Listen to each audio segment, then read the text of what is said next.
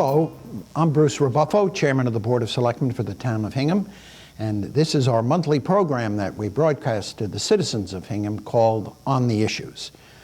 I'd like to talk to you today about some current issues that are of concern or interest to our population.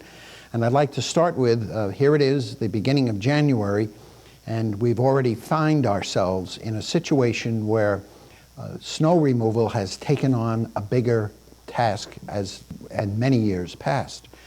It has been a problem in Hingham over the last few years where, unfortunately, the amount of weather and snow that comes with it has caused us to exceed our budget. 2 years ago, though, how you may recall, we didn't. The weather cooperated, and therefore we underran our snow removal budget. This year, you don't have to be a brain surgeon to understand that we've had a couple of significant snows, one in December and another one just recently, and here in the end of December and January, and those two issues have caused us some significant events. The first to tell you is that here we are in this time of the year, and we've already consumed 50% of our sand and salt mixture, approximately 1,000 tons of sand and salt, which we use, as you know, to remove the leftovers and keep the streets passable. This is similar to what had happened to us in years past. In talking to the superintendent of the DPW, Randy Sylvester, he informs me that the 1,000 tons of sand and salt that we've consumed has to be replaced so that we have enough to get us through the winter. His game plan at present is not to replace all 1,000, but about 200 to 300 tons of the sand and salt mixture. This would be helpful to us to have that in just in case the winter continues at the pace that it's at. And the unusual part about this winter, is some other events that have happened, and that is the weather isn't consistent. In this week, this is the week of ending January 10th, you will recall that at the beginning of the week, the temperatures plummeted. After starting Monday in the 50s with rain in the afternoon, that evening we saw 30, 40 degree changes such that the rain became ice. Imagine what happens to the melting snow of the storm of last week, and coupled with the rain addition, water now exists on the street, and that requires more salt and more sand. The weather doesn't cooperate. During the last big storm, one of the things we do is to make sure our plows work properly is we put ballast in the back of the trucks, and we decided to put some salt in the back of the trucks to create ballast. That keeps them not only balanced, but also puts weight on the rear tires to get traction. What happened in this storm, if you recall the heavy snowstorm, it was a light, fluffy snow. Skiers like me were looking forward to it. But what happened is the temperature too dropped. So, the temperature rose. After the snow fell, the snow falls into the truck. It falls on the ballast in the truck. The ballast in this case was rock salt. It caused the rock salt to start to melt the snow that was falling on it. The snow becomes water. The temperature drops, the water becomes ice, and now you have a mechanical problem because you can't get the rock salt out of the back of the truck onto the roads where it's going to do the protection that you want it to provide. So that required that night of the blizzard to put the trucks in the garage to defrost, if you will, melt the ice back into water and get it out of the ballast tanks of the trucks so that we could operate the truck safely the next day. So you may have detected that the streets were clean and passable, but they weren't squeaky dry. And that's what happened in that instance. So it's always a learning experience of man trying to compete with Mother Nature. So we have some work ahead of us. There is money still in the budget, the snow removal budget. I'm advised around $70,000 of the almost $500,000 that we have in the budget for snow removal. So this does not bode well for a winter where we'll have a surplus in our snow removal. We probably will have to continue to manage it as carefully as people who run ski resorts are managing how they're generating snow for us skiers. So I just thought you would find this of interest. One other thing that you can help us with is it's important that during snow emergencies, which we declare, that you remove vehicles from the street as possible to keep the streets clear so that we can remove the snow and make it passable for all the vehicles, particularly emergency vehicles. You know, emergencies occur, as we know, during storms as well as other times. So it's always good to be cognizant of the need to make the streets passable during those periods. So keep that in mind, if you will, and be careful. The bad weather plays tricks on us, not only physically, but also be careful when you're out there shoveling your walks. Take the time, don't push yourself, be in good condition, don't worry about it. It ultimately will melt. It might be 4 or 5 years from now, but it will melt. So I just wanted you to know that. So thank you for your cooperation on this, and I thank the DPW for the admirable work that Randy Sylvester and Harry Sylvester, his brother who runs the snow removal operations, do for the town. Let me go on to some other more mundane issues that might be of interest to you. At our recent meeting of the Board of Selectmen, we started the budget process. We had heard from all the departments on their requests, and at our most recent meeting, we started our role in the process, which is to vote on those budgets and recommend them to the advisory committee.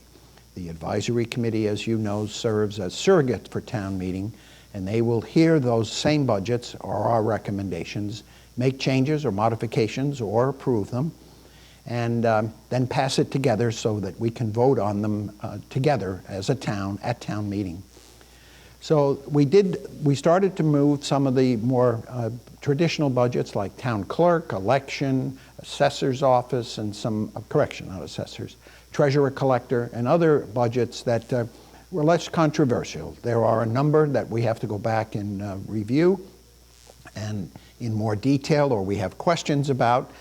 No decisions have been made on those, and we'll do that at subsequent meetings. So the budget process is underway. It's a very time-consuming and in some cases exhaustive as we try to do what's right for the town and for its citizens. In addition, some other local issues have come up that would be of concern to some of our citizens. Declan Boland is our representative on Massport's Noise Abatement Committee that deals with noise generated by Logan Airport.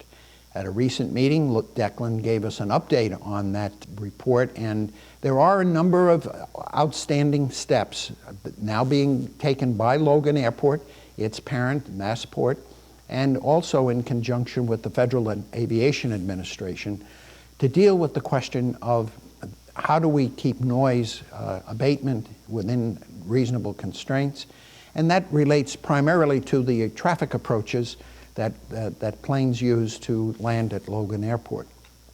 As you know, there's been an additional runway opened there that's given them a little more flexibility. Nonetheless, the issue does occur from time to time, particularly as Declan explained to us during periods of during periods when there's high humidity that can cause noise to be more intrusive. So we're very appreciative of the work that he has done for us in the town, and we appreciate his continuing support for us in that endeavor. Subsequent to that discussion, Declan came to us with a proposal that was something that was tabled at last year's town meeting. The proposal had to do with something the police have been looking for a number of years, and that is the creation of a noise bylaw. The noise bylaw is not intended to be disruptive to people's normal day-to-day operations, but to make the environment conducive to people to have an enjoyable time of day. We have had instances where there have been complaints against noise late in the evening, and the police do not have the ability to enforce it without disturbance of the peace or some other more serious charge. So the bylaw committee, the group that got together, a noise bylaw committee, was established to see is there a reasonable standard that we can employ that would be universally cognizant of people who want to have events and that sometimes might generate noise, and that there's a standard on which that noise can be held accountable to. Particularly in the evening hours was what the committees found is when most noise complaints occur. We had about 348 noise complaints last year. We'd like to put a mechanism in place that enables the police to go out and counsel folks on reducing the amount of noise that they may be generating, and that if they do not comply, there would be an enforcement mechanism, a fine of some case. We have a bylaw that will be up on our website for the folks to comment on. If we will proceed, hopefully, with a warrant article for this year's town meeting that will allow people to generate on that. In that same vein of bylaws and an enforcement mechanism, there has been an issue that has come up from some local residents who exist near and surrounding the high school. The issue has to do with traffic and congestion and parking. And a couple of points that we'd like to make. This issue of the proposed parking rules will be considered at a subsequent selectmen's meeting. It is a recommendation on enforcement that we can make that does not require town meeting approval. But what we would like to do is make sure people who could be impacted by the proposed recommendations of our traffic committee would understand it. So if you're paying attention to this, as I said, this is January 10th. We'd like to hear your comments as to whether or not you think these proposals are reasonable. The proposal is very simply that there would be no parking on certain streets from 7 a.m. to 2 p.m., Monday to Friday, with the exception, obviously, of legal holidays if they should occur during those periods. The purpose is to keep the streets clear primarily for safety reasons, fire hazards, but also to be cognizant of the impact that sometimes backed up parking and or backed up traffic columns or backed up parking could have on the local neighborhood. There are rules and regulations that have been promulgated by other town boards to make sure that we're sensitive to the local neighborhood. So those rules are as well up on the website. We'd like to hear your comments on those. Specifically, I'm asking that if you have any issues as to this proposed restriction on parking, as I said, 7 to 2 on Middle Street and on Pleasant Street, that you'd make those comments known to the Chief of Police, Mike Perino, who would more than be welcome to hear your thoughts.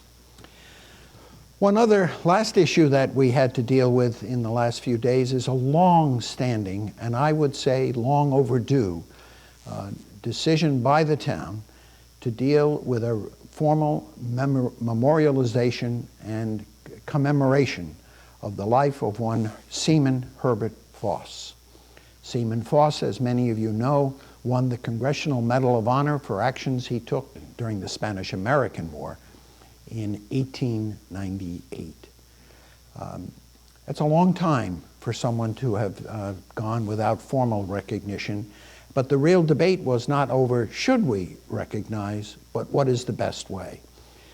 At a meeting on January 9th, the Board of Selectmen recommended that a design that has been presented to us, which will be up on our website and also on the various channels of HCAM. You will see a proposal that will encompass within the newly named Herbert L. Foss Waterfront Park a memorial to Herbert L. Foss that will give it the majestic view of our harbor and commemorate the actions that he took over 100 years ago. This requires, of course, town meeting approval. It's the naming of an event, of an area, and we want to make sure that the naming of that area receives the support and concurrence of town meeting. So you'll be voting for the naming of the Herbert Foss Waterfront Park, which is the Hingham Inner Harbor, and you will also hopefully see by the town meeting a rendering with what the proposed memorial will look like. Our intent is to make this a public-private memorial, and funds being raised principally by our veterans and a committee that we've established to help manage this, and therefore the town will have an opportunity to vote on this commemorative event. So more to come on this over from time to time. So that's the issues that we've been dealing with here in Hingham in the last month through the holiday season. And I would be very remiss if I didn't wish all of you, on behalf of the Board of Selectmen, whom I represent at these sessions, a very happy, healthy new year and prosperity for you all. We know this is still an economy, but one last thing on that vote, I would like you to know we have not forgotten our commitment to you to generate tax relief. There is a proposal that I am going to put forth to my colleagues and to the advisory committee that would use some of the surplus revenues that have come in this year to pay down town debt. That is long-term tax relief. If we pay off the principal, we get two benefits. One, we don't have to pay back the debt in future years. And secondly, although we have a great interest rate because of our AAA rating, we don't have to pay the interest on the principal that we've paid off. So that is the longest form of tax relief that I can think of would be in the interests of the town. So we're on that course, and there'll be more to be discussed about that as well. So I thank you for your attention and wish you all a very good day.